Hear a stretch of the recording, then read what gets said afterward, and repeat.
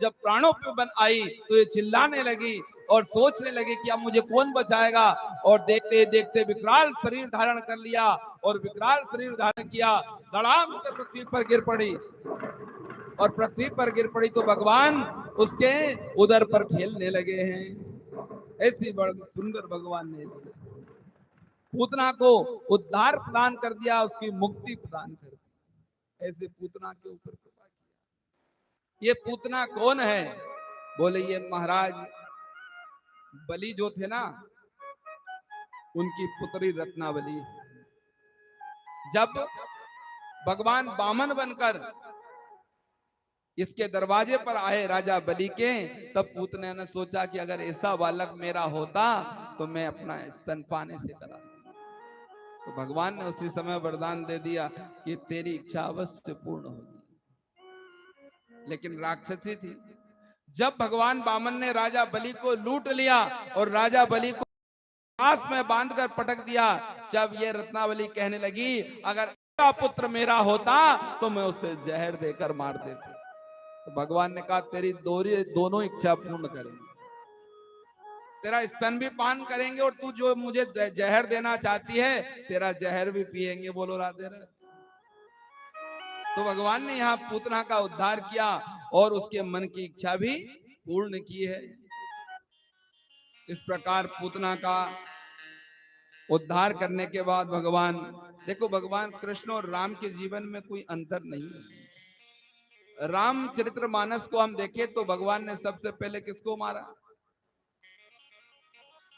भगवान ने ताड़का को मारा है। और कृष्ण ने, भगवान ने सबसे प्रथम किसको मारा? पूतना को मारा। इसलिए दोनों के चरित्र में कोई अंतर नहीं है। इनके नयन गंभीर है, उनके चपल विशेष। राम कृष्ण दो एक है, अंतर नहीं निमेष। दोनों एक है, कोई अंतर नहीं। इस प्रकार भगवान ने पूतना का उद्धार किया। आगे चले हैं तो माता यशोदा ने जब देखा तो इसका शुद्धिकरण करवाया है कि ना जाने मेरे लाला को नजर लग गई, क्या हो गया। बड़ा शुद्धिकरण हुआ है भगवान का। गौ पूछ से भगवान का शुद्धिकरण हुआ। फिर भगवान को मारने के लिए सक्तासुर नाम का राक्षस आया है, भगवान ने उसका भी उद्धार किया है। सक्तासुर को मारने के बाद भगवान भोले बाबा पधारे हैं। ये भगवान नारायण का जन्म भूमि पर हुआ है, मैं भी दर्शन करने के लिए आया। भगवान पधारे हैं भोलेनाथ, योगी का रूप बनाया और नंदरानी के दरवाजे पर पहुंचे और कहा कि तेरे लाला के दर्शन करा।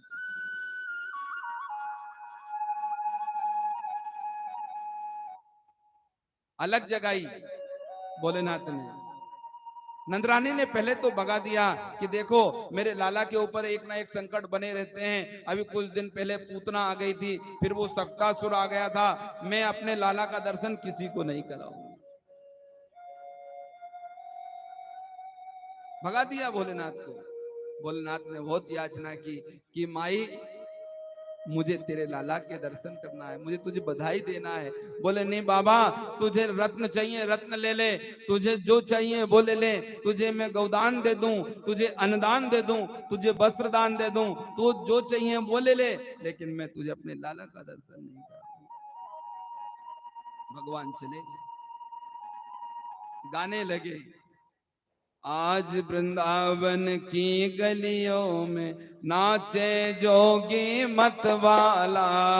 आज वृंदावन की गलियों में नाचे जोगी मतवाला। आज वृंदावन की गलियों में नाचे जोगी मतवाला। अरे आज वृंदावन की गलियों में नाचे जोगी मतवाला। अलख निरंजन खड़ा पुकारे, देखूंगा तेरा लाला। अलख जगाए नाथ पुकारे, देखूंगा तेरा लाला। ओम नमः शिवाय, हरि ओम नमः शिवाय। बोलो ओम नमः शिवाय, हरि ओम नमः शिवाय। जय हो।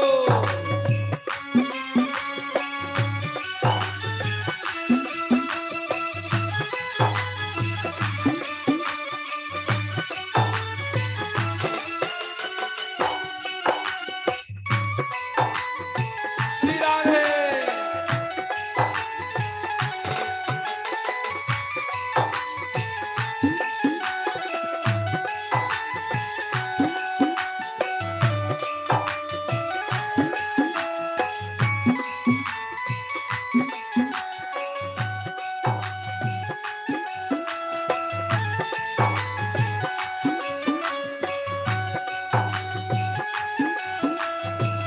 ओम नमः शिवाय। ओम नमः शिवाय, बोलो ओम नमः शिवाय। आज वृंदावन की गलियों में नाचे जोगी मतवाला। अरे आज वृंदावन की गलियों में नाचे जोगी मतवाला। आसेल संगी रमा पे जोगी आगंबर कटी में सोए। जोगी बागंबर जग में सोए। आसेल संगी रमा पे जोगी आगंबर कटी में सोए।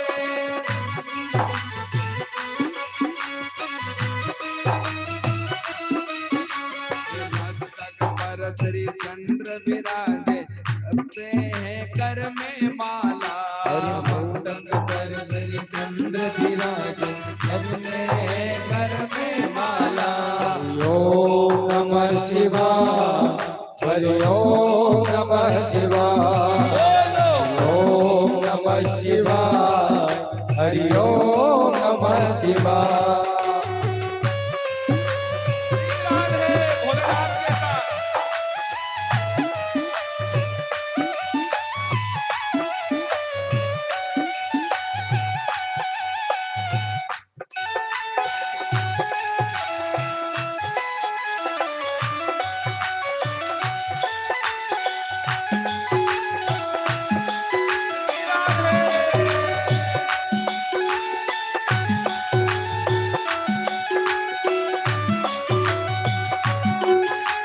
जय हो।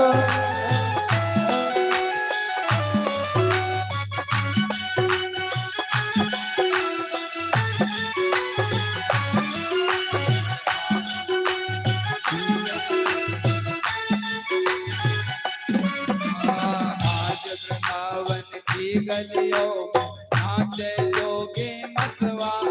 अरे आज वृंदावन की गलियों में नाचे जोगी मतवाला। आज वृंदावन की गलियों में नाचे जोगी मतवाला।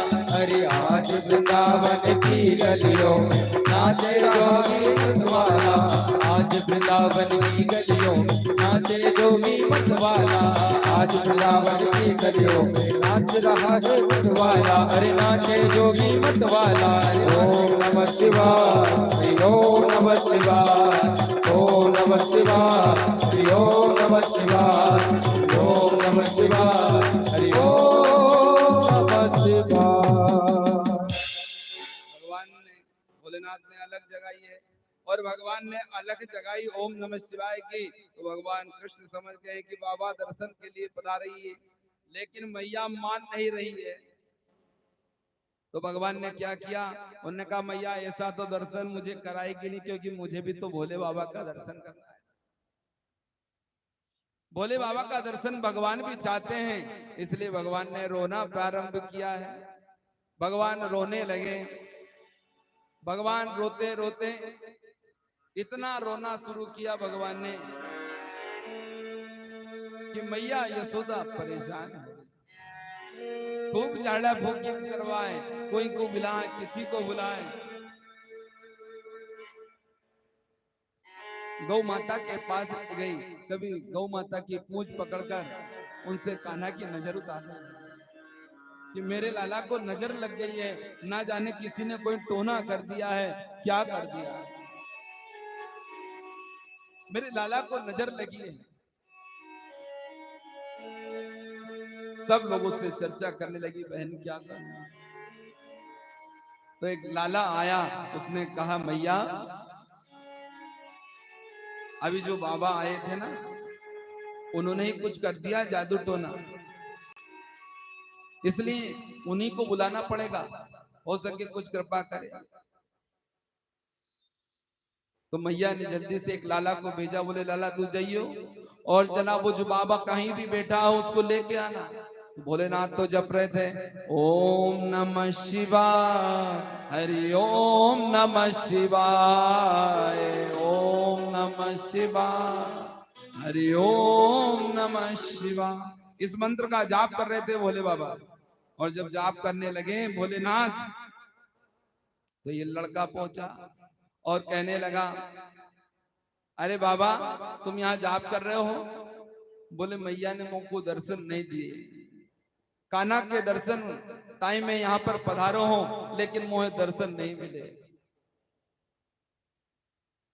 कान्हा के दर्शन के लिए मैं यहाँ पर आया हूं, लेकिन बाबा तुम्हारे लिए मैं खुशखबरी लेकर आया हूं। बोले क्या? बोले मैया ने तुमको बुलाया है। बोले क्या संदेशा भेजा है? बोले चल रे योगी नंद भवन में, तो यशोदा माए बुलावे, बाके लाला को नजर लगी है, राई लोन करवावे। उसके लाला को नजर लग गई है, वो रो रहा है और इसके लिए राई लोन के लिए तुमको बुलाया है। भोलेनाथ प्रसन्न हो गए, चलो जिस काम के लिए आए थे वो पूरा हो गया। भोलेनाथ पधारे, ओम नमः शिवाय, ओम नमः शिवाय, अलग निरंजन, अलग निरंजन। इस प्रकार करते हुए भोलेनाथ दरवाजे पर आए हैं। नंदरानी यशोदा बड़ी डरती डरती अपने लाला को बाबा के पास ले गई। भोलेनाथ भगवान को देखते ही भगवान कृष्ण खिलखिल करके हंस गए।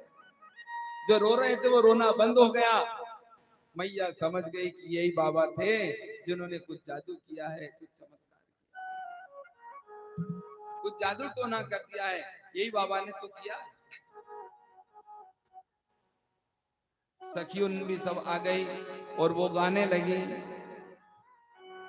कि कौसिन मार दियो रे टोना, मेरो मचल्यो शाम सलोना। कौसिन मार दियो रे टोना, मेरो काना मचल गयो। कौसिन मार दियो रे टोना, मेरो मचल्यो शाम सलोना। कौसिन मार दियो रे टोना, मेरो मचल्यो शाम चलोना। मेरो मचल्यो शाम सलोना, मेरो मचल्यो शाम सलोना। जी मेरो मचल्यो शाम चलोना, मेरो मचल्यो मनाम चलोना। कौसिन मार दियो रे टोना, मेरो मचल्यो टोना, कौसिन मार दियो रे टोना, मेरो मचल्यो शाम चलोना।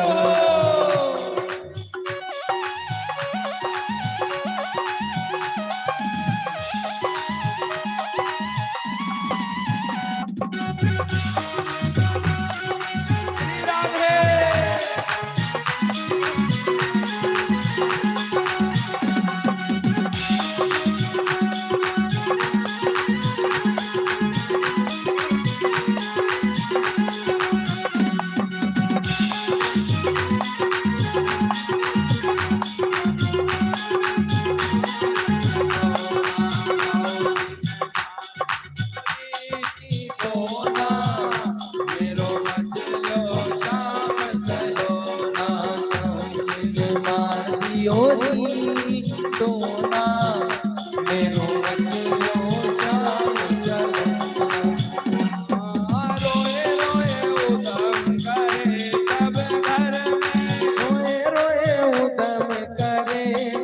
मोई। रोए रोए उधम करे सब घर में, रोए रोए उदम करे सभी घर में। छोड़ दिए सारे खिलौना, मेरो बच्चों श्याम चलो ना, काली तुम मार दियो री टोना, मेरो मचलो श्याम चलो ना।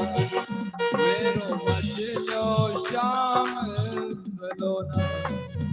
किसी ने जादू कर दिया, किसी ने टोना कर दिया, सब लोग कहने लगे थे, लेकिन ये तो बाबा को देखकर हंस रहे हैं।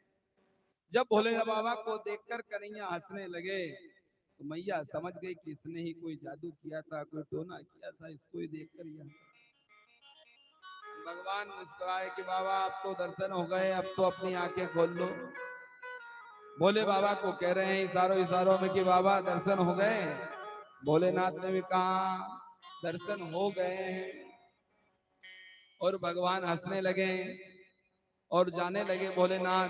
तो यशोदा मैया ने आवाज लगाई और कहा, रह रे योगी नंद भवन में, ब्रज में वासो कीजे, जब जब रोबे लाला मेरो, तब तब दर्शन दीजिए। हे बाबा अब तुम जाओ मत। बोले क्यों? बोले जब जब मेरा लाला रोएगा ना तब तब तुम दर्शन दे देना। बोलो राधे राधे। तो आज भी अगर आप गोकुल में जाओगे तो वहां पर नंदेश्वर महादेव के नाम से भोलेनाथ का दर्शन पाओगे। भोलेनाथ नंदेश्वर के नाम से वहां पर विराजमान होंगे। बोले नंदेश्वर महादेव की जय।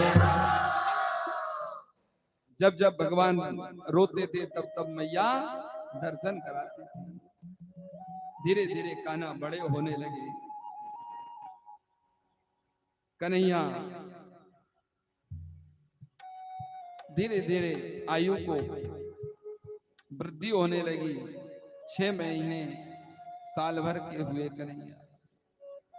1 साल के कन्हैया हो गए लेकिन अभी तक नामकरण संस्कार नहीं हुआ। एक बार गर्गाचार्य जी महाराज वहां पर पधारे गोकुल में। गोकुल में गर्गाचार्य महाराज पधारे तो बड़े विद्वान थे, यदुवंशियों के पुरोहित थे। गर्गाचार्य जी महाराज ने देखा कि ये नंद बाबा और यशोदा महारानी पहुंचे हैं। बाबा हमारे लाला का नामकरण कर दो। गर्गाचार्य जी ने कहा देखो, गर्गाचार्य पुरोहितो राजन यदुनाम च महं तपः। देखो मैं यदुवंशियों का पुरोहित हूं और आप लोग थोड़ा सा अलग हो ना। आप लोग अलग हो इसलिए मैं आपके बालक का नामकरण करूंगा ना तो वैसे ही तो कंस कृष्ण को ढूंढता फिर रहा है कि कोई बालक है जिसने जन्म ले लिया है ब्रज में, उसको अगर शंका हो गई तो फिर कौन संभालेगा। यशोदा मैया कहने लगी बाबा जो होना सा सो हो जाए, क्योंकि मेरे लाला को मारने के लिए तो बहुत प्रकार से प्रयास किए गए हैं, लेकिन फिर भी मैं कहती हूँ आप बड़े विद्वान हैं, आप ज्ञाता हैं, आप ऐसा करो मेरे लाला को नामकरण कर दो। तो बोले ठीक है, आप जो उत्सव मनाते हो ना बड़े धूमधाम से मनाते हो बाबा, आप जो उत्सव मनाओ ना इसको बड़े शांत भाव से बनाना। बोले क्यों? बोले अगर ज्यादा जोर शोर से नामकरण संस्कार का आयोजन रख दिया तो बड़ी भीड़ हो जाएगी और कहीं दुष्ट कंस को मालूम पड़ गया तो वो गोविंदाय नमो नमः करने के लिए आज ही धमकेगा। समझाया है। उनको समझाने के बाद जो थे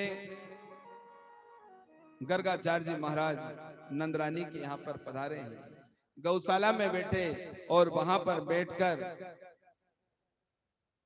भगवान बाल कृष्ण को रोहिणी माता ने गोद में लिया और जो रोहिणी माता का जो पुत्र है ना उसको यशोदा मैया ने गोद में ले लिया।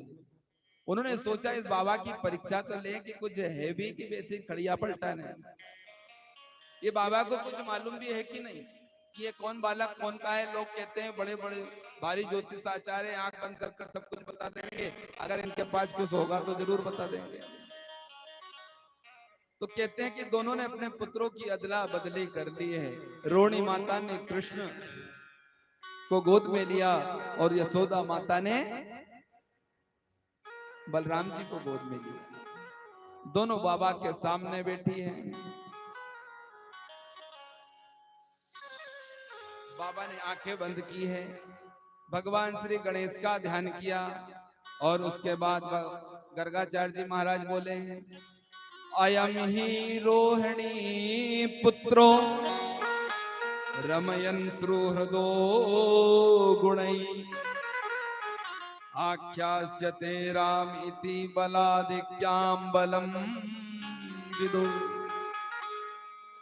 यशोदा, तुम्हारी गोद में जो बालक है ना, अयम ही रोहिणी पुत्रो, ये स्वयं रोहिणी का पुत्र है। गर्गाचार्य जी का तप बोल रहा है। गर्गाचार्य जी पहचान गए कि यह रोहिणी का पुत्र है। और कैसा है? बोले बलाधिक्याम बलम विदु, बल में बड़ा बलवान होगा और एक गर्भ से दूसरे गर्भ में खींच कर लाया गया है, इसलिए इसका नाम संकर्षण भी होगा। और बल में अधिक बड़ा होने के लिए इसका नाम बलराम है, इसलिए लोग इसको बलराम के नाम से जानेंगे। इसके पास हल नाम का शस्त्र होगा, इसलिए लोग इसको हलधर भी कहेंगे। बोलिए बलराम जी महाराज की। ऐसे बलराम जी महाराज का नामकरण संस्कार हुआ। गर्गाचार्य जी के महाराज के चरणों में यशोदा मैया ने अपनी अंगूठी निकाली और निकालकर चरणों में चला दी। बोले बाबा तो बड़ा जादूगर है, इनको तो सब कुछ मालूम है। उसके बाद जो रोहिणी की गोद में भगवान बैठे थे ना, उनका जन्म के बारे में कहा है, आसन वर्णास्त्रयो धर्मा यास्या गृह्णान्तु नेतनु शुक्लम रक्त तथा स्पीतम इदानीम कृष्णताम गतः। भगवान कृष्ण का नामकरण संस्कार कर रहे हैं। गर्गाचार्य जी महाराज कह रहे हैं, ये आसन वर्णास त्रयोहास्यः गृह्णान्तु ने युगम, यानी ये परमात्मा के समान गुणों की खजाने वाला है। इसके पास जो है परमात्मा के समान पूरे गुण विराजमान है। गर्गाचार्य जी ने कहा, ये एक दो नहीं हजारों हजारों पत्नियों वाला होगा। यशोदा मैया कहने लगी, ये क्या कह रहे हो बाबा? बोले मैया, ये मैं नहीं कह रहा हूं, इसकी कुंडली कह रही है। और बड़ा धार्मिक होगा, बड़ा सूरवीर होगा, ऐसे भगवान कृष्ण के बारे में कहने लगे गर्गाचार्य जी ने। तो भगवान कृष्ण ने कहा कि देखो, अगर तुम मेरे बारे में सब इनको बता दोगे तो कल से ही मैया मुझे अलमारी में बिठा देगी और आप कहोगे कि रमयन सुहृदो गुणों, यानी ये स्वयं भगवान के गुणों वाला है। तो भगवान के साथ कैसा व्यवहार होता है सब लोग जानते हैं, है ना। भगवान के साथ हम लोग क्या करते हैं? भगवान को ज्यादा से ज्यादा मंदिर में बिठा दिए, सुबह शाम नहला दिया, 2-4 चिरौंजी रख दी, बोलो राधे राधे, यही करते ना। इसलिए मैं भगवान बनने के लिए नहीं आया हूँ, यहाँ पर मैं केवल कृष्ण बनकर रहना चाहता हूँ। तो गर्गाचार्य जी महाराज कहने लगे, इदानीम कृष्णताम गतः, ये कभी रक्त वर्ण का हुआ, कभी गौर वर्ण का हुआ, और इस समय कृष्ण वर्ण का है, इसलिए इसका नाम कृष्ण होगा। लोग इसको कृष्ण कहेंगे। इसके नाम भी अलग बहुत सारे होंगे, कोई कृष्ण कहेगा, कोई श्याम कहेगा, कोई मुरलीधर कहेगा, ऐसे नाना प्रकार के नामों की वर्णन करके कहा है। और बड़ा सुंदर नामकरण संस्कार भगवान का हुआ है। उसके बाद जो है तुम्हारा जो लाला है ना, इसको देवता भी लोग दर्शन करने के लिए पधारेंगे। गर्गाचार्य जी ने कहा, मैया तू किसको अपना बेटा कह रही है? सिर्फ सब गुण बता रहे थे ना, तो उसमें रसखान ने लिखा है, शेष महेश गणेश दिनेश सुरेश हूँ जाई निरंतर ध्यावे,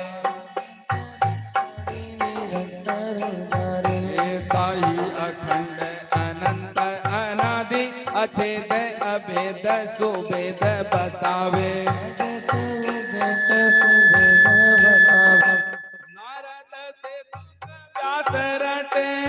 नारद से दूत व्यास रटे, बछियारो ताऊ पुनि पार न पावे। ताही अहीर की छोहरिया छछिया भर छाछ पे नाच। ताही अहीर की छोहरिया छछिया भर छाछ पे नाच लगावे।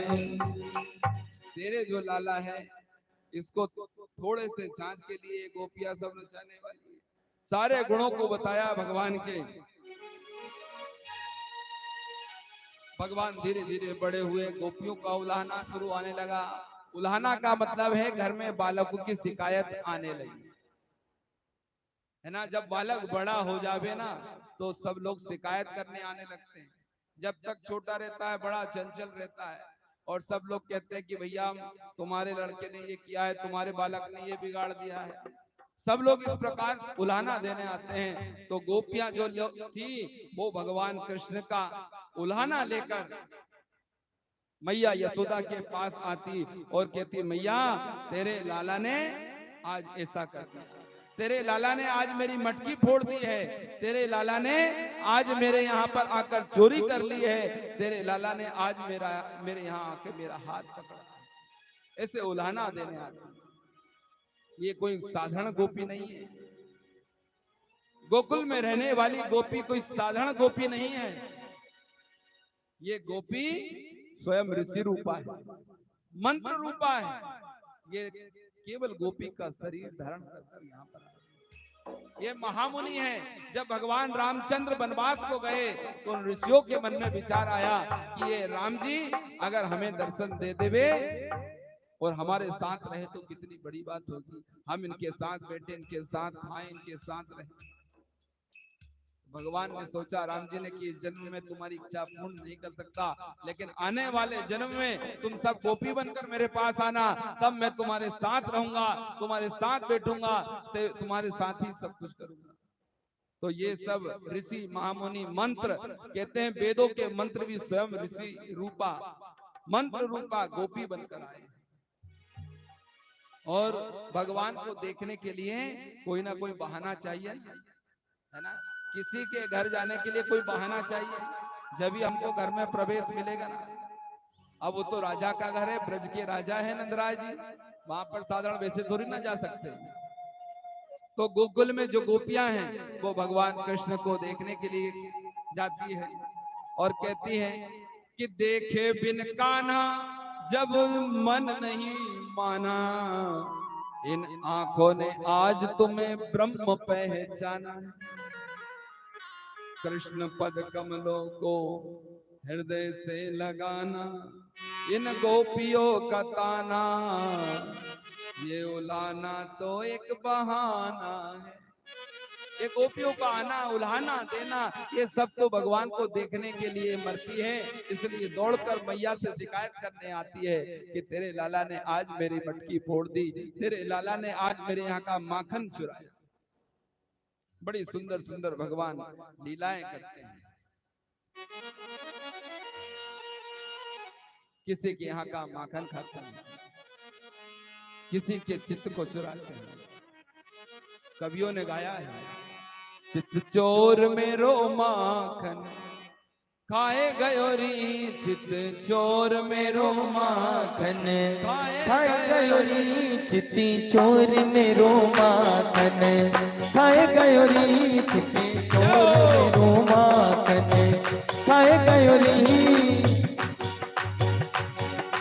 खाए गयो री मुस्काए गयो री, ओ खाए गयो री मुस्काए गयो री, खाए गयो री मुस्काए गयो री, अरे खाए गयो री मुस्काए गयो री, चित्त चोर मेरो माखन खाए गयो री, हो चित्त चोर मेरो माखन खाए गयो री, चित्त चोर मेरो माखन खाए गयो री।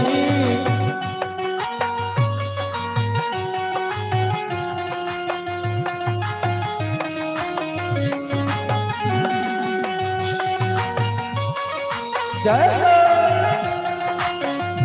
राधे ताली सेवा करते हुए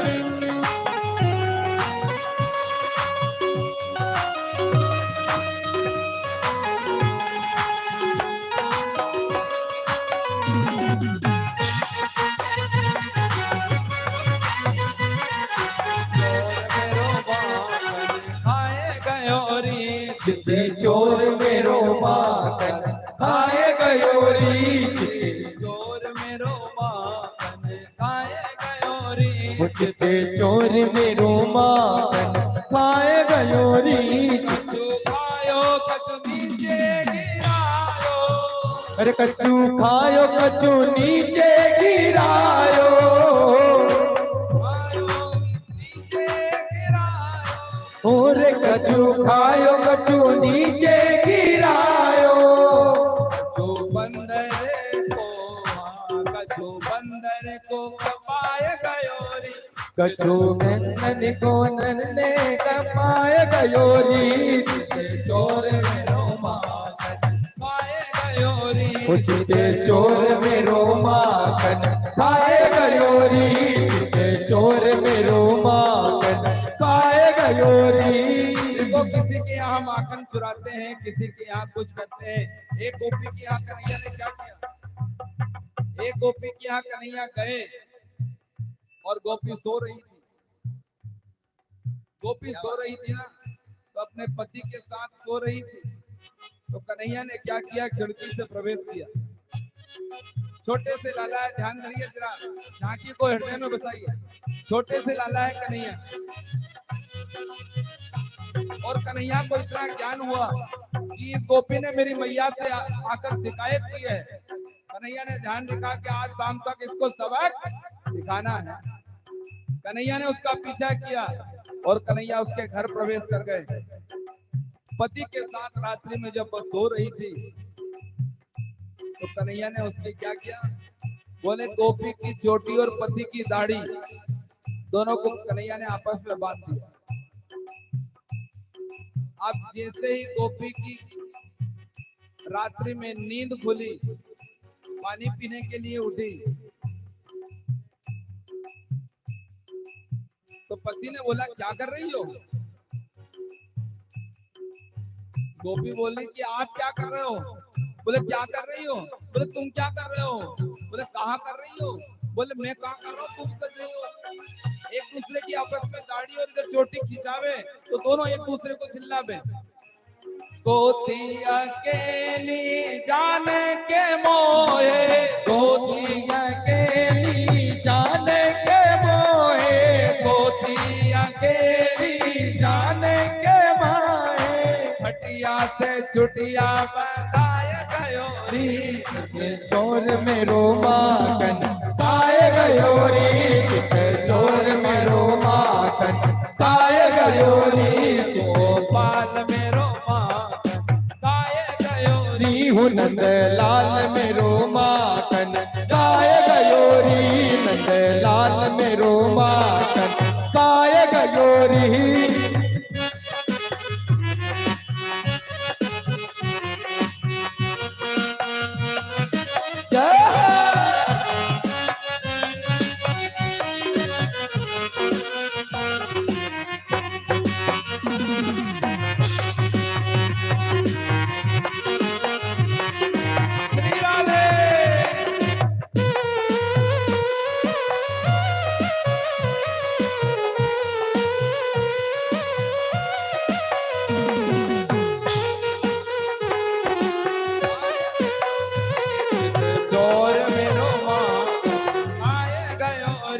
चिते चोर मेरो माखन खाए गयो री। बड़ी सुंदर सुंदर प्रभु लीला करता है, बड़ी सुंदर सुंदर प्रभु ने लीला की है। वृंदावन की कुंज गली में भगवान ने बहुत बहुत लीला की है। गोकुल की गलियों में जब तक भगवान गोकुल में रहे कोई ना कोई लीला करते रहे। 3.5 वर्ष की आयु में कन्हैया ने माखन चोरी की लीला प्रारंभ की है। उसके बाद कन्हैया जब छोटे थे तब उन्होंने एक दिन माटी भी खाई। माटी खाई, देख लिया ग्वाल वालों ने कि कन्हैया ने आज माटी खाई है। माटी खाई, मुख में माटी गई। मैया यशोदा ने कन्हैया का कान पकड़ा, बोला कनवा मुख खोल। अब जैसे ही मुख खोला वैसे ही मैया ने क्या देखा, बोले जिस दृश्य को मैया अपने हाथों से कर रही है वो सब कन्हैया के मुख में दिख रहा है। पूरा ब्रह्मांड भगवान के मुख में दिखता है। वही वृंदावन, वही गोकुल, वही यशोदा और वही कन्हैया, कन्हैया के मुख में भी दिख रहा है। इतनी सुंदर माया के द्वारा भगवान ने पूरे ब्रह्मांड का दर्शन यशोदा मैया को अपने मुख में कराया है। लेकिन कन्हैया ने सोचा अगर मैया को ये मालूम पड़ जाए कि मैं भगवान हूं तो भगवान मुझे नहीं बनना। मैं भगवान बनने के लिए नहीं आया हूं, मैं तो पुत्र बनने के लिए आया। इसलिए अपनी माया को आदेश दिया, यशोदा के हृदय से सारी बातें मिटा दो, दर्शन होना तो हो गया। बोलो राधे। कन्हैया ने कहा मैया मेरे मुख में देख ले, मैंने माटी नहीं खाई। तुझे विश्वास नहीं है ना? सुखदेव जी अपने वचनों में लिख रहे हैं, अपने मुख से कह रहे हैं, ना हम भक्षित मामंब सर्वे मिथ्यानि संसिना यदि सत्य गिरहस्तर ही समक्षम पश्य में मुखम। हे मैया तुझे विश्वास नहीं है ना तो मेरे मुख में देख ले। तो मुख में देख लिया था मैया ने, एक बार डबल देखने की ताकत नहीं हुई। इस प्रकार मैया को पूरी सृष्टि का दर्शन कराया है। उसके बाद नलकूबर मणिग्रीव नाम के 2 वृक्ष थे, उनका उद्धार देवर्षि नारद जी के द्वारा 2 वृक्ष थे, ये नलकूबर और मणिग्रीव थे। नारद जी के अपराध को कर दिया इन्होंने, नारद जी को देखकर हंसी कर दी, तो नारद जी ने इनको श्राप दे दिया, जाओ तुम जड़ हो जाओ। तो नारद जी के श्राप से ये दोनों वृक्ष की योनि में आ गए।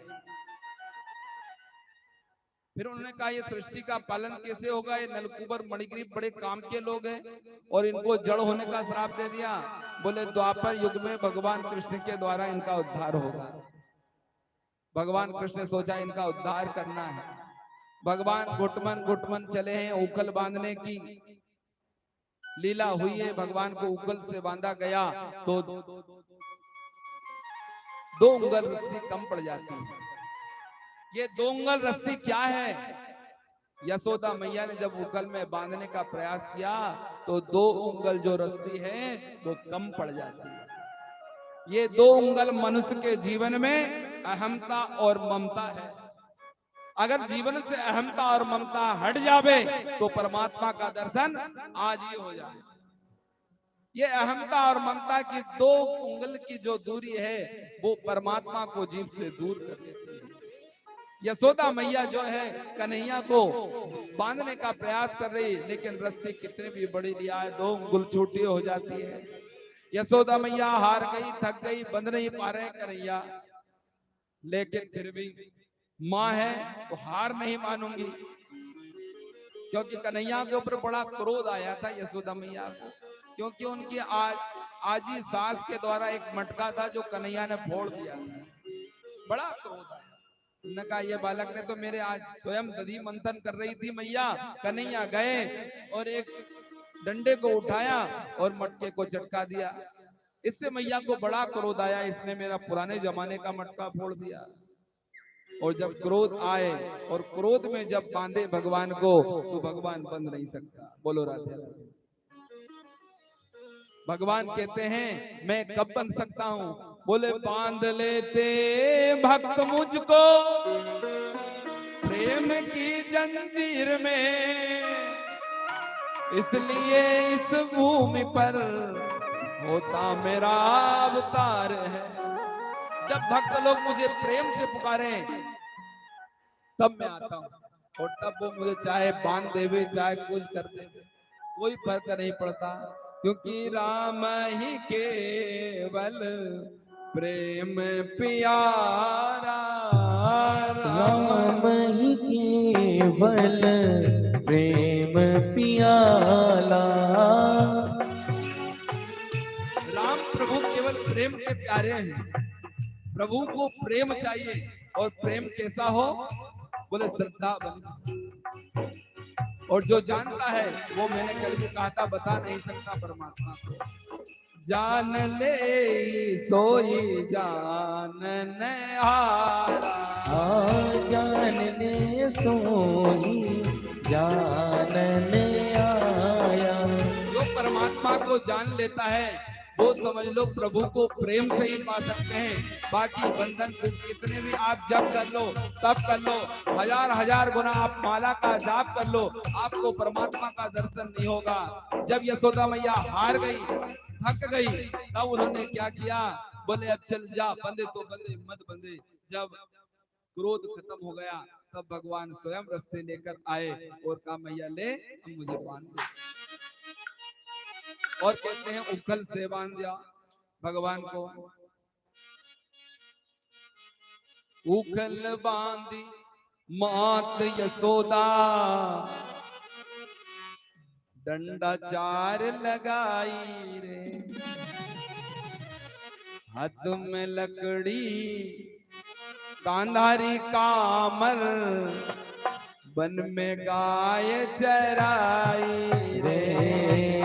हाथों में लकड़ी गांधारी कामर, वन में गाय चराई रे। हाथों में लकड़ी गांधारी कामर, वन में गाय चराई रे। उखल बांधी मात यशोदा, डंडा चार लगाई रे। हाथ में लकड़ी में गाने, वन में गाय चराई रे। उखल से बांध दिया कन्हैया को, और मैया अंदर काम करने के लिए चले गई। भगवान गुटमन गुटमन चलते चलते घर के पीछे पहुंच गए, जहां पर नलग्रीव और मणिकुबर दोनों, नलकुबर और मणिग्रीव दोनों वृक्ष की योनि में थे, जिनको यमलार्जुन नाम के वृक्ष को कहा जाता है। तो यमलार्जुन के पास भगवान गए और भगवान दोनों के बीच में से निकले, तो भगवान की उखल का जो वो डंडा होता है मूसल, वो फंस गया। उससे फंस जाने के कारण भगवान रुक गए। भगवान रुके तो भगवान के चरणों का स्पर्श दोनों पेड़ों से हुआ। पेड़ धड़ाम से गिर पड़े। पेड़ गिरे तो आवाज आई, मैया घबराई कि कान्हा पर कोई विपत्ति आई है, इसलिए दौड़कर बाहर आई तो देखा तो यमलार्जुन का उद्धार हो चला है। बोलिए कृष्णचंद्र भगवान की। यमलार्जुन ने, दोनों ने भगवान की स्तुति गाई है। उसके बाद जब देखा मैया ने कि मेरे कन्हैया के ऊपर रोज कोई ना कोई विपत्ति आती है, तो सोचा मैं ऐसी जगह पर रहकर क्या करूं। नंद बाबा से कहा हमें ये घर छोड़ देना चाहिए। तो गोकुल नगर को छोड़ने की तैयारी की है। बड़ी भारी मीटिंग बुलाई, सब लोगों से कहा, पूरे ब्रजवासियों को बुलाया। नंद बाबा ने कहा कि जहां हमारे बालक, हमारे बाल गोपाल कष्ट में हो, दुख में हो, वहां हमें नहीं रहना चाहिए। रोज रोज कंस के भेजे हुए राक्षस यहाँ पर आते हैं, हमारे बाल गोपालों को कष्ट देते हैं। महाराज क्या कर रहे हैं, कहाँ जावे? बोले हम एक नई नगरी का निर्माण करेंगे और वहीं पर अपना मकान बनाएंगे और वहीं पर रहेंगे। बोले कहाँ पर? बोले ना वृंदावनम नाम पसभ्यम नवकाननम, गोप गोपी गवाम सेव्या पुण्याद्रेणि विरुधम। और क्या है? बोले गौचरण करने के लिए कहाँ जाएंगे? बोले वृंदावनम गोवर्धनम यमुना पुलानि च भिक्षसत्व महाप्रीति राम माधवयोर नृपः। और नंद बाबा ने पूरे ब्रजवासियों के साथ गोकुल छोड़कर वृंदावन चले। जहां पर तुलसियों का वृक्ष हुआ करता था उसको वृंदावन कहते हैं। वृंदावन सो वन नहीं नंद गाँव से। वृंदावन में आकर रहने लगे हैं नंद बाबा। लेकिन जहां पर परमात्मा हो, कंस तो राजा था ना मथुरा का, इसलिए सब कुछ ढूंढ लेता कि गए तो कहां गए ब्रजवासी। तो उसको मालूम पड़ा ये सब लोग वृंदावन में हैं, तो वहां पर बत्सासुर नाम के राक्षस को मारने के लिए भगवान को भेजा। बत्सासुर यानी बछड़े के रूप में आया है। भगवान ने उसका भी उद्धार किया। उसके बाद आगे चले तो भगवान गौचरण करने जाने लगे हैं। पहले तो बछड़ा चराते थे, लेकिन थोड़े दिन बाद भगवान कृष्ण बलराम सखाओं के साथ गौचरण की लीला की, माखन चोरी की लीला की है। माखन भी चुराए करते थे और गौ भी चरण करते थे। गौचरण करने के लिए भगवान गए हैं। तो ब्रह्मा जी ने देखा कि भगवान गौ चराते चराते सभी ग्वाल वालों के साथ बैठ जाते हैं और भगवान कभी किसी के हाथ से कुछ खावे, किसी से कुछ खावे। मतलब परमात्मा होते हुए भी भगवान सबका झूठा खा लेते। मधुमंगल नाम का एक व्यक्ति था, उसका तो मुंह भी चाट लिया था। और वन में ही रहते रहते अगर कोई राक्षस आता ना तो भगवान उनका भी उद्धार करते थे। बत्सासुर, बकासुर, सारे राक्षसों को एक एक करके मारने प्रभु ने सबका उद्धार किया। ये अघासुर नाम का एक राक्षस था, ये अपना मुख खोले वहां पर बैठा हुआ। ब्रह्मा ने देखा कि ये सभी ग्वाल वालों के हाथ से झूठा खा रहा है, ये क्या भगवान हो सकता है। ब्रह्मा को क्या मालूम, ये तो अपना भी बाप है। भगवान नारायण बाप है ना ब्रह्मा के। ये तो मेरे पिताजी हैं। पहचान नहीं पाया भगवान को। भगवान ने ग्वाल वालों के साथ जो भी भोजन आता करने लगते, किसी की उंगली चाटते, अचार लेकर आते, उसी अचार से भगवान भी खा रहे हैं, ग्वाल वाल भी खा रहे हैं। बड़ी सुंदर लीला भगवान करते हैं, बाल लीला की। मधुमंगल नाम का जो बालक था उसने घर से बासी कड़ी लेकर आया था। उस कड़ी को वो स्वयं गया, बोले कान्हा मैंने कुछ नहीं लेकर आया हूँ, कुछ नहीं खाया। बोले कुछ तो लाए होंगे। मधुमंगल के यहाँ जीवन में बहुत गरीबी है, तो मटकी में कड़ी लेकर आया था। तो गट गट करके आड़े में जाकर मधुमंगल वह कड़ी को पी रहा था। भगवान को आवाज आई ये कुछ पी रहा है। तो जब तक कन्हैया पहुंचते तब तक मधुमंगल ने पूरी कड़ी गोविंदाय नमो नमः। अब कन्हैया ने सोचा मैं तो भूखा रह जाऊंगा। तो कहते हैं मधुमंगल के यहाँ से लेके यहाँ तक पूरी कड़ी हुई लगी हुई थी। भगवान ने देखा ये मधुमंगल ने तो सारी कड़ी पी गया, तो भगवान ने क्या किया, मधुमंगल के मुख को पकड़ा और मुख को ही चाट गए। बोलो राधे राधे। ऐसे दयावान है, बड़े प्रेम के भूखे हैं भगवान। किसी के अन्न धन वस्त्र भूषण किसी को। भगवान बड़े प्रेम से मधुमंगल की कड़ी खाई। जब यही दृश्य ब्रह्मा ने देखा तो ब्रह्मा को लगा कि ये भगवान नहीं हो सकते। भगवान क्या किसी के झूठा खाएगा। परमात्मा कभी किसी के झूठा नहीं खा सकते। भगवान को तो तुलसी दल डालो, खूब जल घुमाओ, खूब हाथ जोड़कर बैठो, तब भी भगवान नहीं पाते हैं, तो फिर ये इसका झूठा कैसे पाएंगे, है ना। ऐसा कभी हुआ है कि आपने वहां पर चिरौंजी रखी, उसमें तुलसी दल डाला, जल घुमाया, घंटी बजाई और परमात्मा ने भोग लगाया हो। अपने आंखों से कभी खाते नहीं देखा। भगवान को खिलाना हो तो भावना से खाते हैं। भगवान तो भाव से सब कुछ पा जाते हैं। श्रद्धा और भावना की बात है। भगवान ने मधुमंगल के मुख को चाटा, ब्रह्मा को लगा कि ये भगवान नहीं हो सकता। तो भगवान ने के सामने क्या किया कि भगवान कुछ आगे निकल गए। आगे निकल गए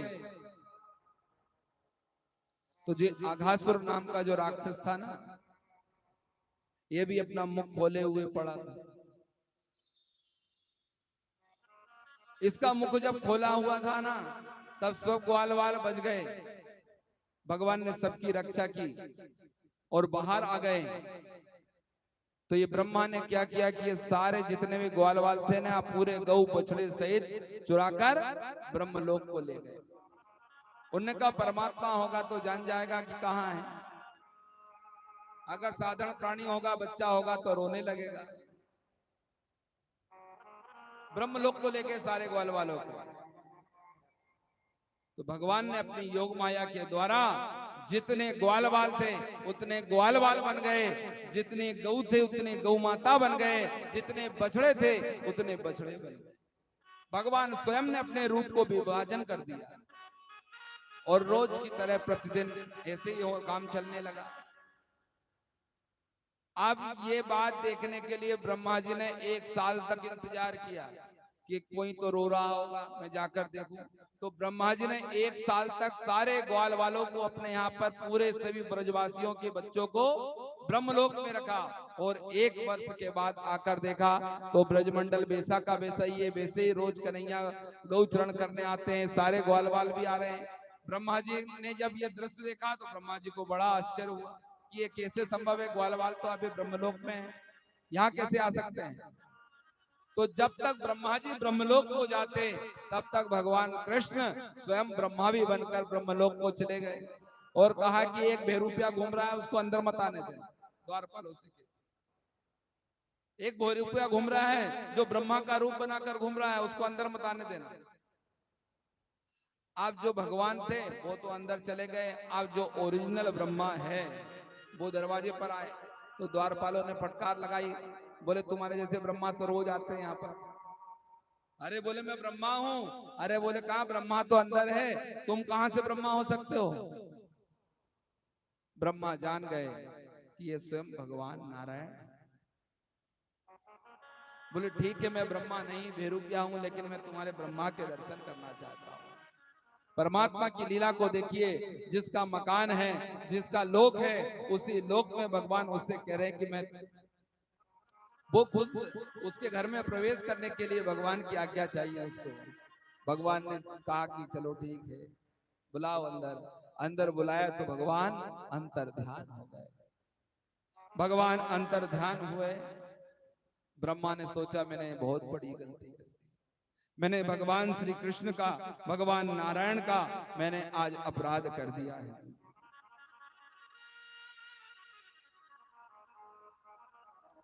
मैंने बहुत बड़ी गलती, अपनी गलती का एहसास हुआ ब्रह्मा जी को। और ब्रह्मा जी जो थे ना, ब्रज में आए, वृंदावन में आए। भगवान एक पेड़ के नीचे बैठे हुए थे, भगवान के चरणों पर गिर पड़े। बोले प्रभु मैंने बहुत बड़ा अपराध किया है, आपके भक्तों से आपको मैंने दूर कर दिया है, आप मुझे क्षमा कर दीजिए। भगवान की स्तुति गाई। कहते हैं ब्रह्मा जी ने 40 श्लोकों में भगवान की स्तुति गाई है।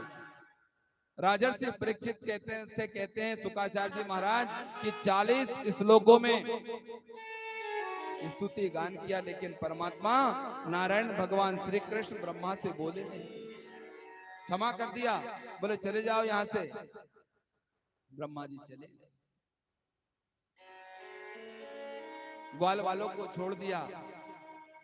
ग्वाल वाल 1 वर्ष बाद जब ब्रजमंडल में पहुंचे ना, तब जाकर समाचार दिया लोगों को कि आज तो कन्हैया ने अघासुर का वध किया है, जबकि अघासुर का वध भगवान ने 1 साल पहले ही कर दिया है। बोलिए राधे राधे।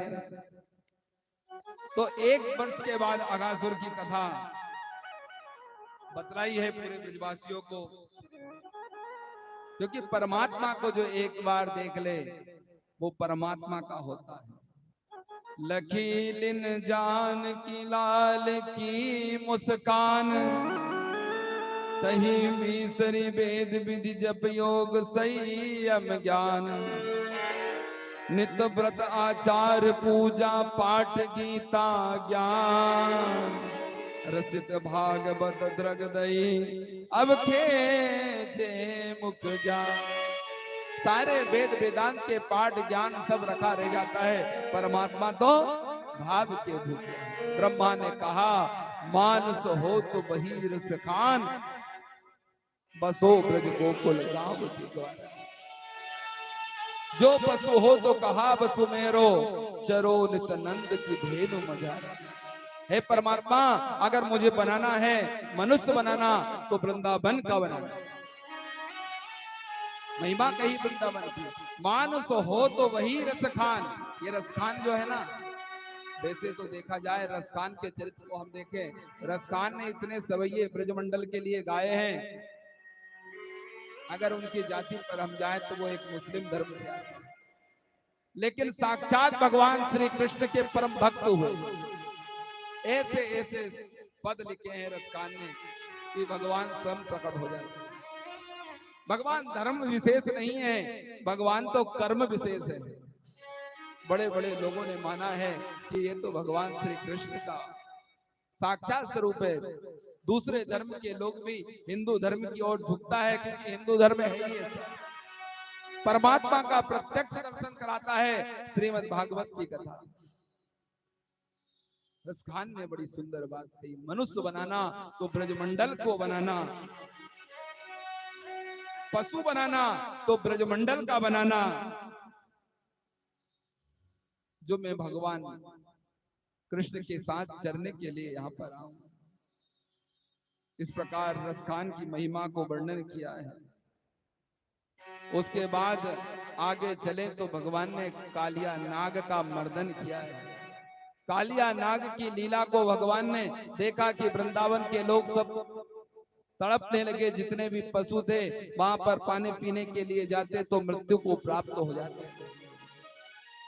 कालिया नाग को मारकर भगवान ने ये बताया है कि आप कितने भी दुराचारी हो जाओ, कितने भी बलवान क्यों ना हो, एक ना एक दिन तुम्हारा अंत अवश्य होता है। कालिया नाग के मर्दन की लीला से बताया। कालिया नाग को बड़ा अभिमान था कि मुझे कोई मार नहीं सकता, मुझे कोई भगा नहीं सकता। उसकी वजह से जो पक्षी यमुना जी के ऊपर से निकलते थे ना, इतना विषैला कर दिया यमुना जी को कि उसके ऊपर से पक्षी लोग निकले तो मृत्यु को प्राप्त हो जाए। इतनी विषैली यमुना को भगवान ने सोचा ऐसे तो मेरी यमुना पूरी विस्मय हो जाएगी। भगवान ने खेल का आयोजन किया, जिसमें गेंद का खेल रखा। काली देव पर खेलन आयो री मेरो बारो सो कन्हैया। एक लाइन गा लेते हैं उसकी, उसके बाद कथा बहुत बड़ी है, आगे बढ़ेंगे। काली देव पर खेलन आयो री मेरो बारो सो कन्हैया। काली देव पर खेलन आयो री मेरो बारो सो कन्हैया। काली देव पर खेलन आयो री मेरो बारो सो कन्हैया। हो काली देव पर खेलन आयो री मेरो बालो सो कन्हैया। बारो सो कन्हैया मेरो छोटो सो कन्हैया। अरे बालो सो कन्हैया मेरो छोटो सो कन्हैया। काली देव पर खेलन आयो री मेरो बारो सो कन्हैया। काली देव पर खेलन आयो री मेरो बालो सो कन्हैया। सुंदर खेल भगवान ने रचाया है और गेंद खेलना शुरू किया। सुदामा, श्रीमंगल, श्री रामा आदि जितने लोग थे सभी लोग गेंद का खेल आरंभ करते हैं। एक दूसरे के ऊपर गेंद उछालते हैं, भगवान के ऊपर, कभी उसके ऊपर, कभी इसके ऊपर। पर मेरो बारो सो कन्हैया। हो काली देव पर खेलन आयो री मेरो बालो सो कन्हैया।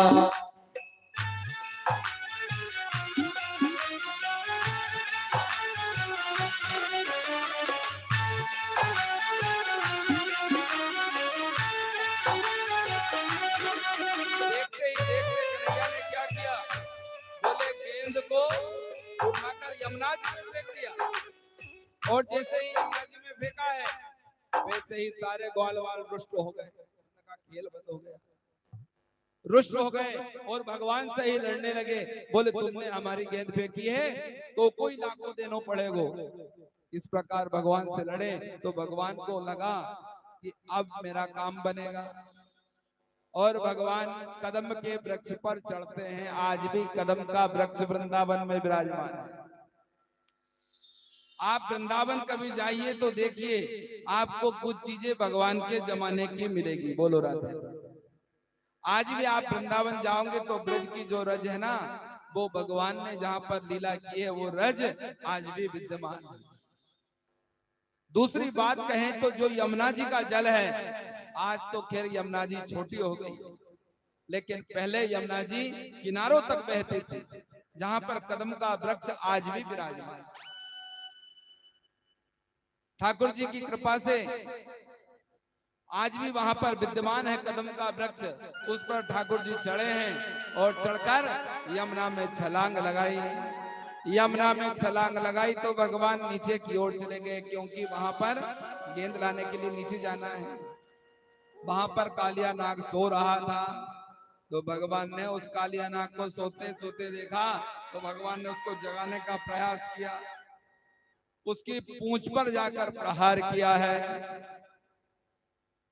तो नाग पत्नियों ने देखा ये नन्हा सा बालक है, ये यहाँ पर क्यों आया। भगवान को देखकर मोहित हो गई। ये कालिया नाग और जो उसकी पत्नियां है कोई साधारण नहीं है,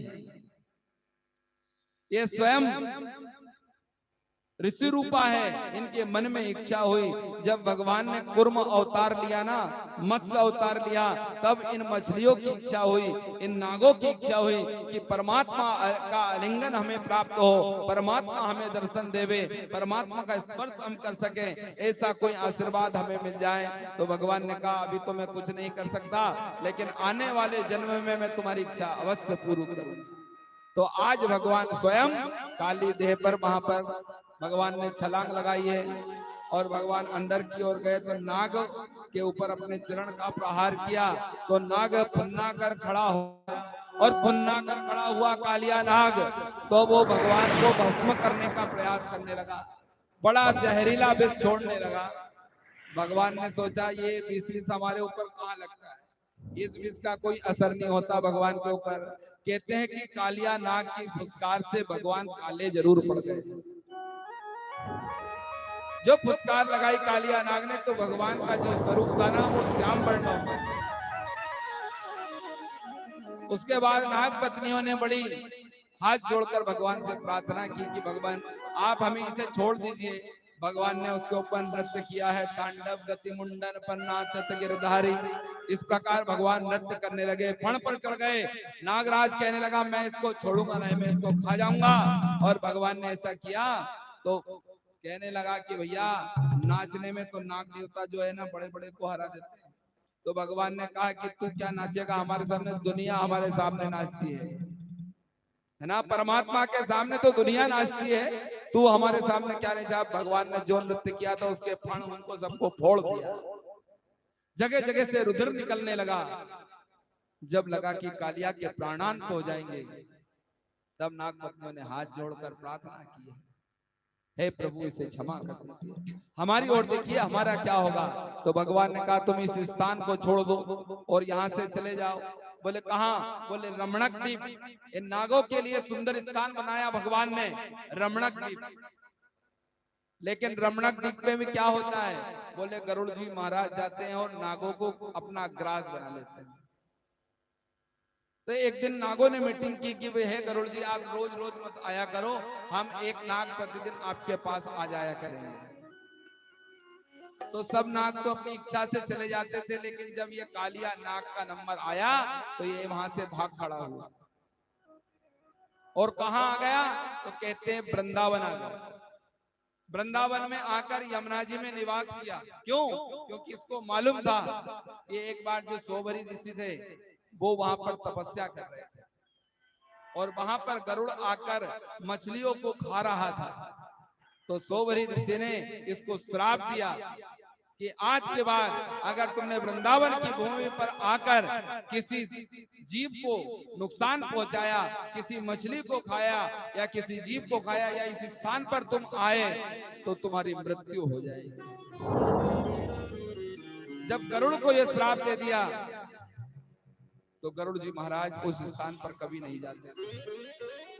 कालिया नाग ये बात को जानता था तो अपने परिवार को लेकर यमुना जी में वृंदावन में निवास करता।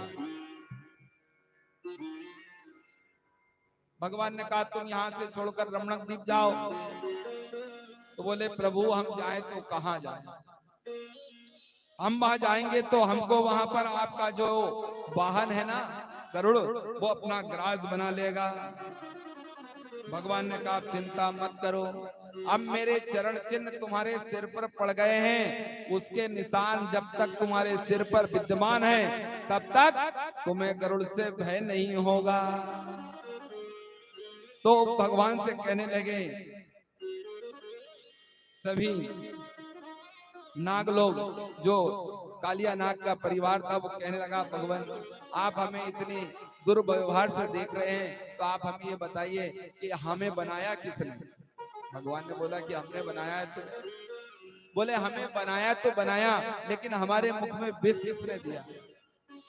बोले वो भी मैंने ही दिया। तो फिर इतना व्यवहार में परिवर्तन क्यों। तो भगवान ने कहा देखो मैंने जीवों को सब कुछ दिया है, मनुष्य को जैसी व्यवस्था में रहना चाहिए वैसी व्यवस्था में रहने की मैंने व्यवस्था दी है, लेकिन उसका मतलब ये नहीं कि उसका दुरुपयोग किया जाए। मैंने नागों को बनाया, उनको विष दिया, अपनी रक्षा के लिए दिया, किसी को अहित करने के लिए नहीं दिया। तुम्हारे विष से पूरी यमुना का जल विषैला हो गया है। गौ माता जल पीती है तो हमारी गौ माता मृत्यु को प्राप्त हो। सारे ब्रजवासी इससे पलते हैं। यहाँ जो पूरा कृषि प्रधान देश है ना, इसी के द्वारा जल प्राप्त होता है। इसलिए तुम इस स्थान को छोड़कर रमणक द्वीप चले जाओ। अब गरुड़ से भय करने की जरूरत नहीं है। भवान ही कारणम तत्र सर्वज्ञो जगदीश्वरः अनुग्रहम निग्रहम वा मनसे तद्विधेहिना। इस प्रकार भगवान की स्तुति गाई है कालिया नाग ने और परिवार के साथ यमुना छोड़कर रमणक द्वीप चला गया। और कहते हैं कालिया नाग के परिवार को भगवान ने वरदान दिया और उसके चरण चिन्ह पर, भगवान के चरण चिन्ह आज भी उनके सिर पर विराजमान रहते हैं। गरुड़ का भय नहीं उनको। ऐसे भगवान ने बड़ी सुंदर लीलाएं की है, कालिया का मर्दन किया। फिर जो गोपियां थी उनका भी भगवान ने लीलाएं की हैं। भगवान बड़ा सुंदर सुंदर लीलाएं करते हैं। माखन चोरी की लीला की। जो ब्रज की गोपियां है ना, भगवान को पाने हेतु प्रातः काल 4 बजे उठ जाती है और माता कात्यायनी का पूजन करने के लिए जाती है। ठंड के दिनों में हेमंते प्रथमे मासे नंद ब्रज कुमारिका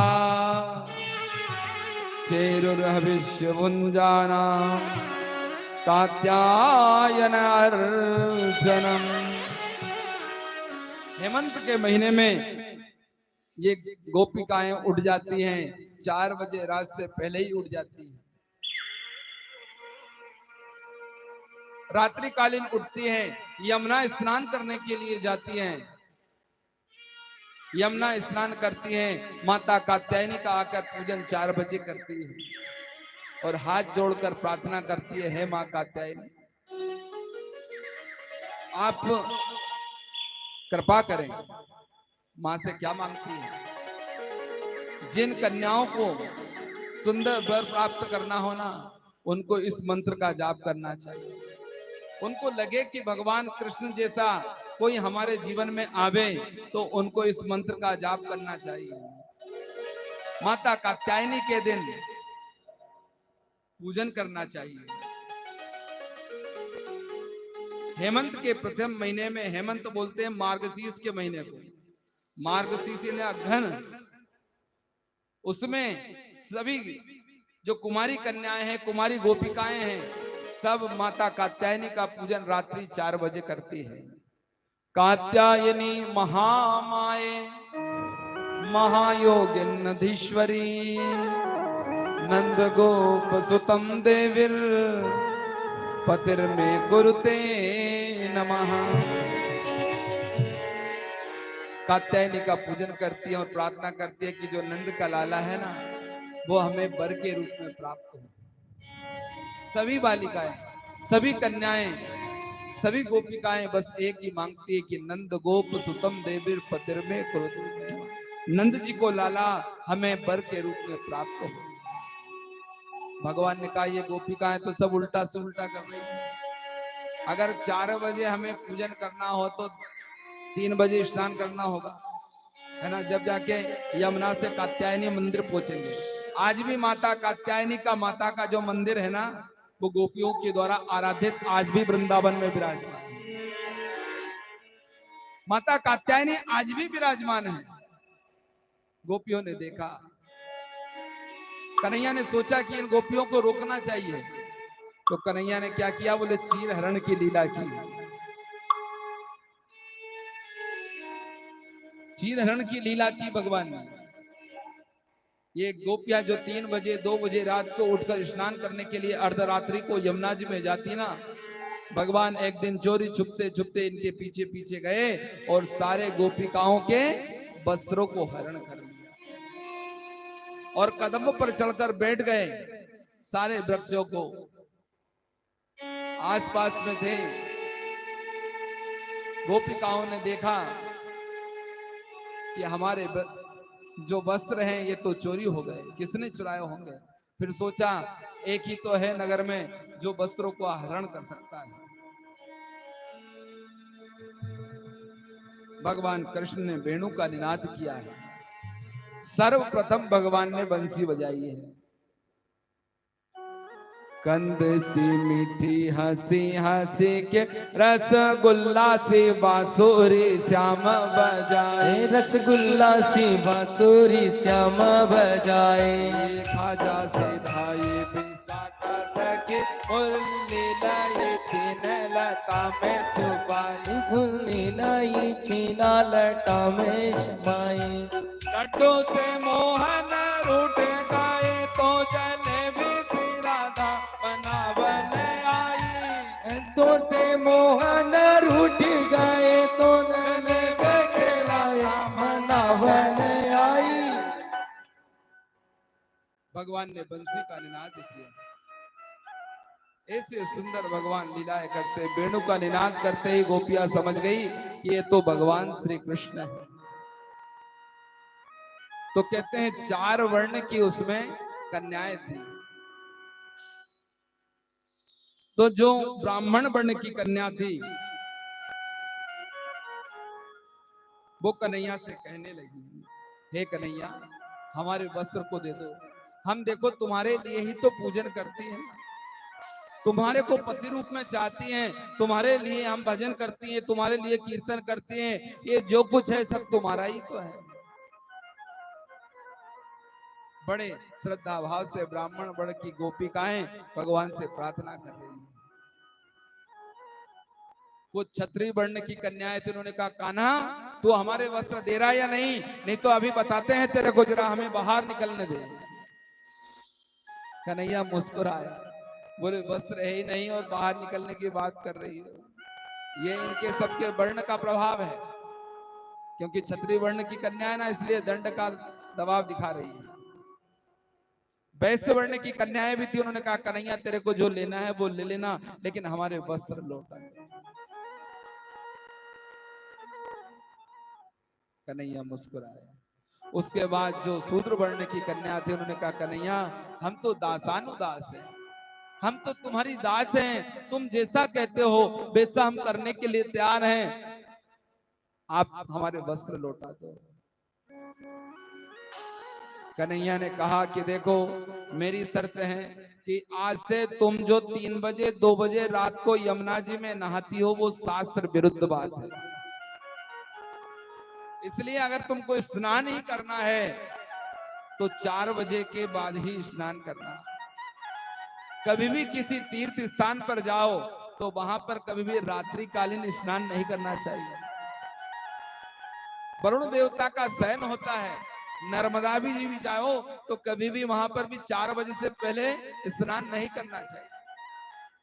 वरुण देवता शयन करते हैं, यमुने महारानी शयन करती है और तुम्हें उनके शयन में आकर विघ्न डाल देती है।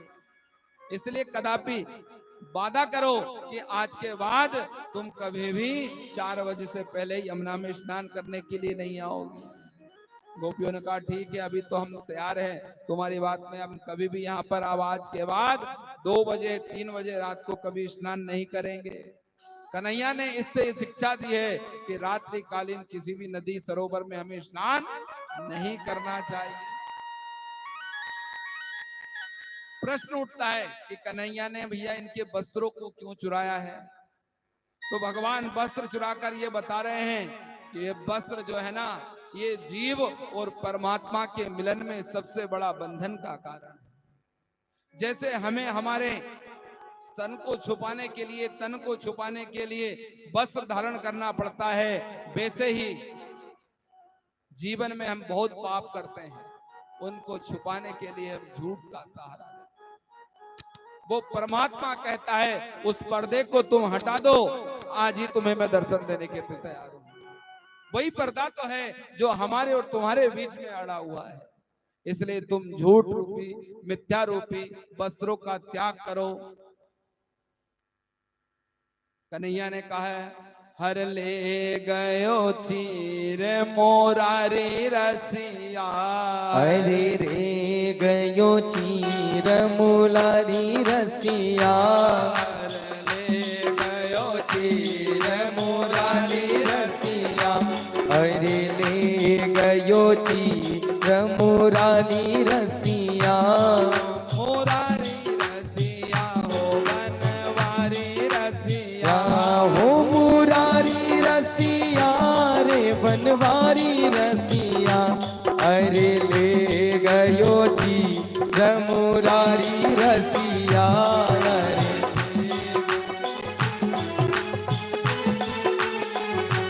अरे ले गयो चीर मुरारी रसिया, हो मुरारी रसिया रे बनवारी रसिया, हो मुरारी रसिया रे बनवारी रसिया, अरे ले गयो चीर मुरारी रसिया,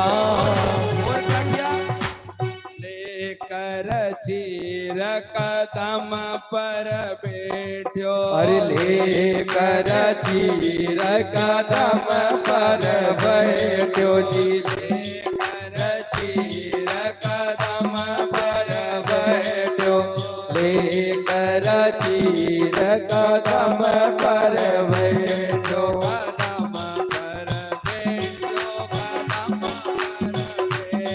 कदम पर बैठो, कदम पर बैठो, हम जल बीच उघारी रसिया, अरे हम सभी चौ गाड़ी रसिया,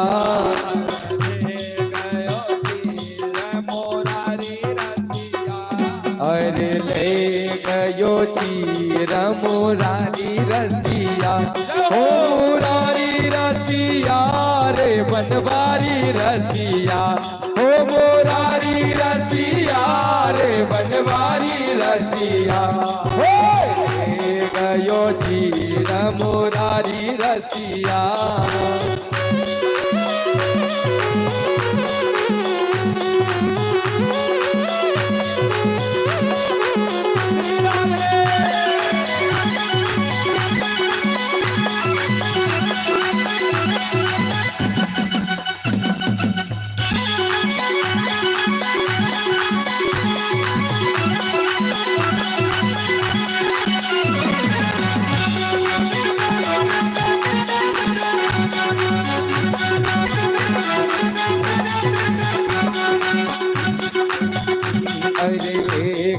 चीर मुरारी रसिया एक एक आओ तीर ले जाओ, एक एक आओ नीले जाओ एक एक आओ तीर ले जाओ, एक एक आओ चीर ले जाओ तीर ले जाओ, तीर ले जाओ, अरे चीर ले जाओ चीर ले जाओ हो जाओ जल से न्यारी रसिया,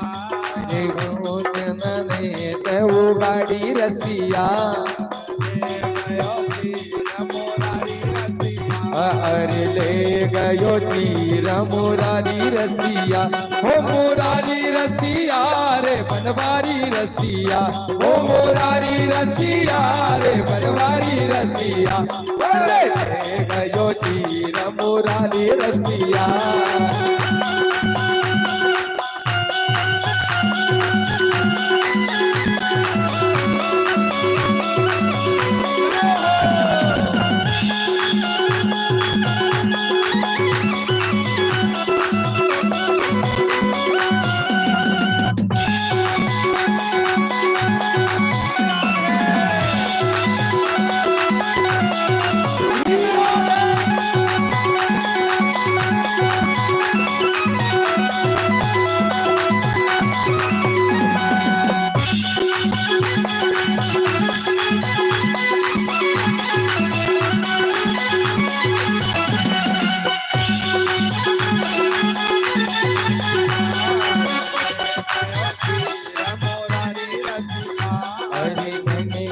चीर मुरारी रसिया ले गयो तीर मुरारी रसिया। भगवान ने अभिमान को दूर किया है गोपियों के, और अभिमान को दूर करके सबके वस्त्र उनको लौटा दिए और आशीर्वाद दिया है कि हे गोपिकाओं, तुम्हारे को समय आने पर महाराज का आशीर्वाद दिया सभी गोपियों को, जो तुम्हारी मन की इच्छा है, क्योंकि भगवान जानते हैं ये कोई साधारण गोपी नहीं है, ये ऋषि रूपा गोपी है, मंत्र रूपा गोपी है।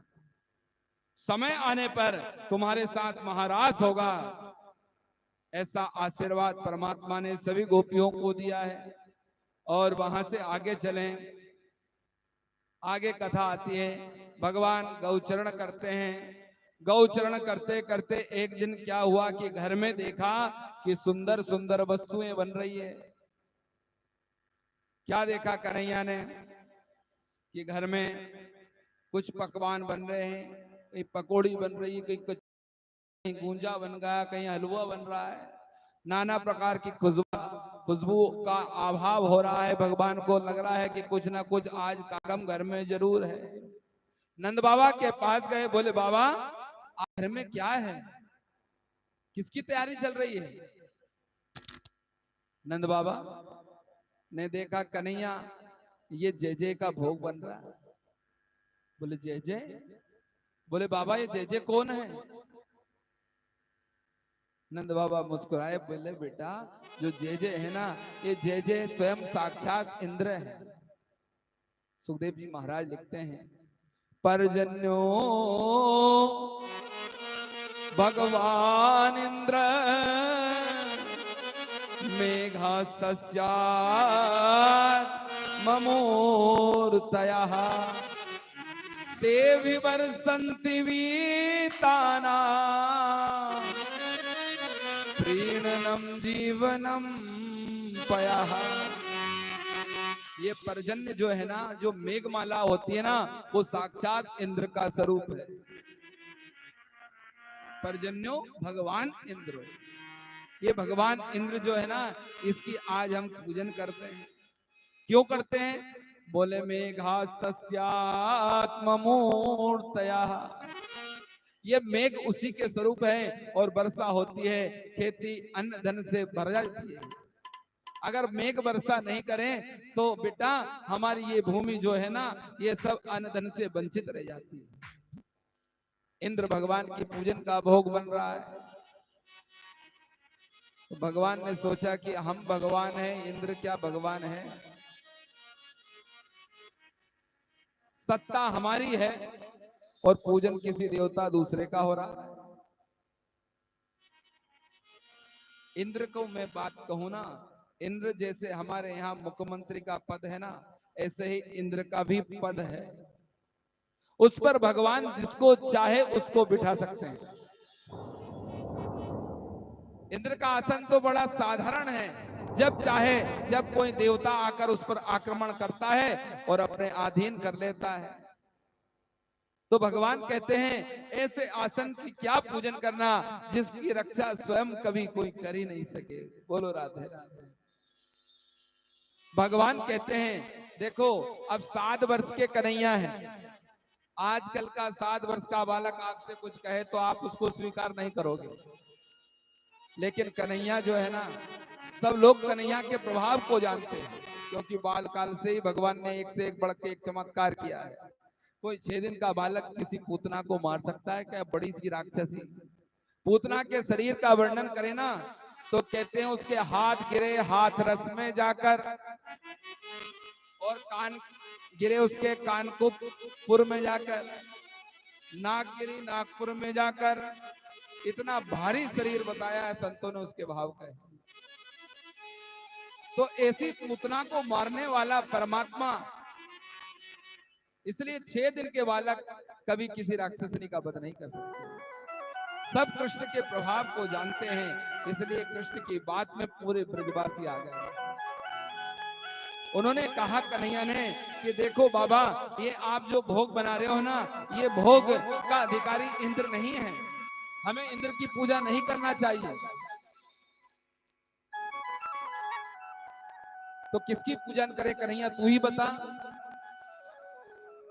इंद्र भगवान वर्षा करते हैं, हमारे उसके कारण हमारे जीवन में सुख और दुख आते हैं।